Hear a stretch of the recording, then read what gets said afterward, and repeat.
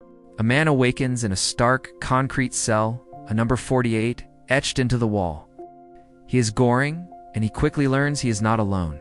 Cellmate Trimagasi is a cynical older man who seems to know the grim rules of this place all too well. This is no ordinary prison. It's a vertical tower, a vertical self-management center with hundreds of levels, 2 inmates per cell. In the center of each room is a gaping rectangular hole, a void that cuts through every floor from top to bottom.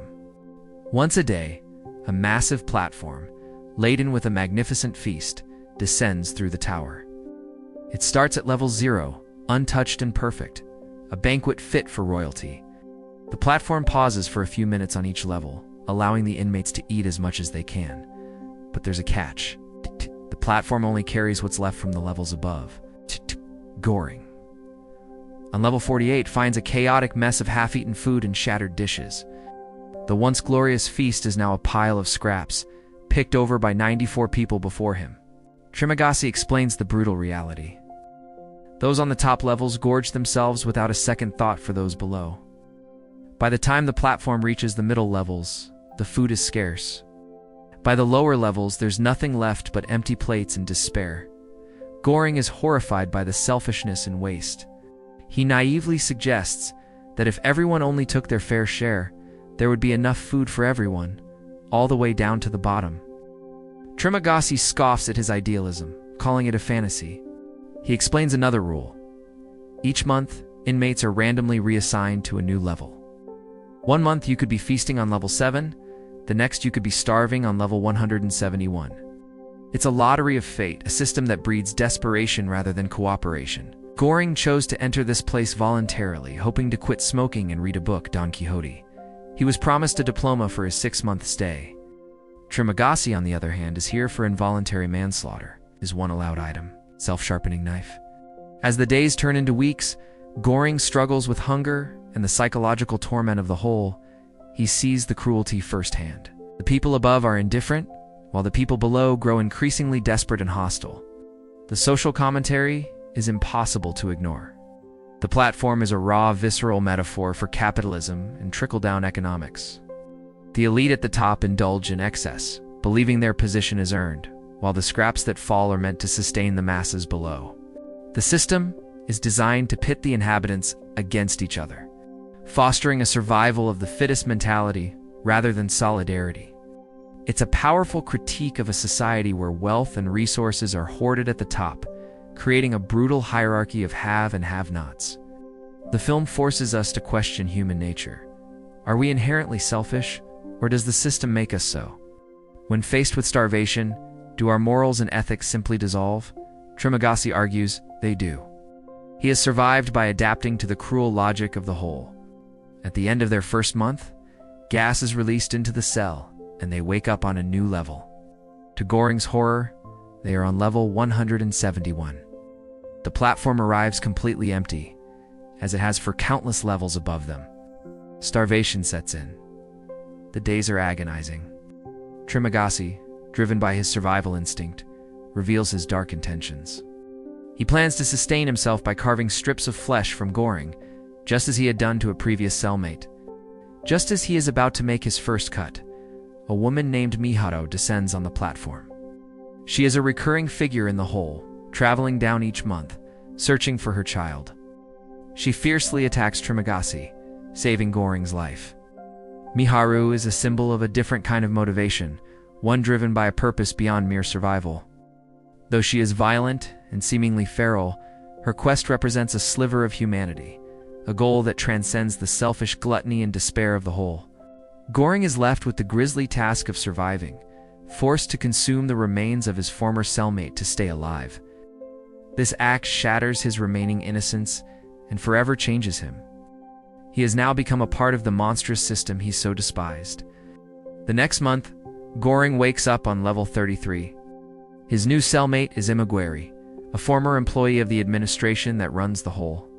She, like Goring, entered voluntarily, believing she could inspire change from within. Imagwari is the polar opposite of Trimagasi. She is an idealist who tries to reason with the inmates below. Carefully rationing her food and attempting to send down neatly prepared portions, She believes in spontaneous solidarity. Her efforts are met with mockery and contempt. The people below refuse her offerings, demanding the entire platform. Her idealism crashes against the hard wall of the whole's reality. The system has already corrupted them too deeply. She reveals a devastating truth. There are 200 levels in total. Her attempts to create a cooperative system were doomed from the start. She also reveals that Miharu's child is a fiction. No one under 16 is allowed inside. Crushed by the failure of her ideals and the grim reality of the system she helped create, Imagwari takes her own life.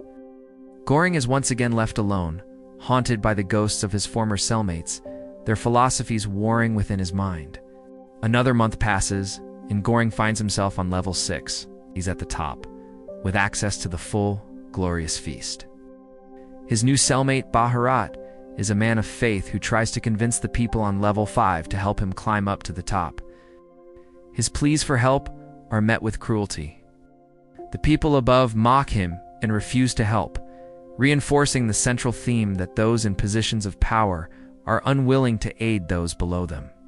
At this point, Goring is a changed man. He is no longer the naive idealist. He is now a hardened revolutionary, a blend of Trimagazi's pragmatism and Imagwari's desire for change. He decides he must take action, convinces Bharat that climbing up is futile. The only way to make a difference is to go down. It will ride the platform to the very bottom, forcefully distributing the food and protecting a single, untouched disha panakatu, send back to the top. This untouched dish will be the message. It will prove to the administrators on level 0 that the people below have not lost their humanity, that they can cooperate and sacrifice for a greater good. It is an act of rebellion. Their descent is a brutal, violent journey. They fight off ravenous inmates on every level, using their own bodies as weapons to protect the food. They are enforcing a new order, a forced solidarity, becoming the very thing they are fighting against. They are no longer just men. They're a symbol, a message in motion. Their journey is a harrowing exploration of what it takes to enact change. Is it possible to break a corrupt system without becoming corrupt oneself?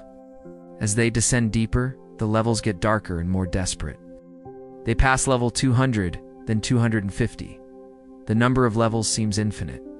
They finally reach a floor where they believed the bottom to be, only to find another level below.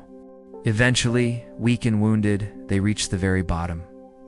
Level 333. Here, in the darkness, they find something impossible. A child, little girl, alone in the crushing darkness of the lowest level. This is Miharu's daughter. Imagwari was wrong. The child is real. She is the true message. She is the symbol of innocence and hope that has survived in the deepest, darkest pit of despair, unseen by the administration. Goring realizes the panakata is not the message. The child is. They give her the untouched dessert, the only pure thing left. She eats it, a moment of grace amidst the horror. Goring, near death and seeing his journey's end, decides he cannot ascend with the platform. He, like Trimagasi and Imagwari, has become part of the darkness of the whole. He is tainted. The message must be pure.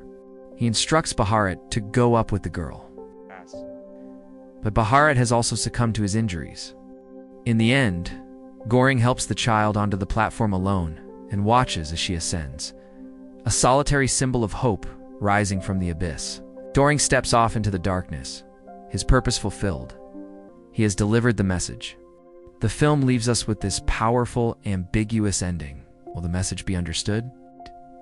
Will the sight of the child change anything? Or will the system simply reset, absorbing this act of defiance as it has all others? The platform doesn't offer easy answers. It serves as a stark and disturbing allegory for our own world, forcing us to look at the structures we live in and the choices we make every single day. It's a film that stays with you long after the credits roll, a chilling reminder of the fine line between civilization and savagery. For more deep dives into movies that make you think, don't forget to subscribe to Movies Recap Repo.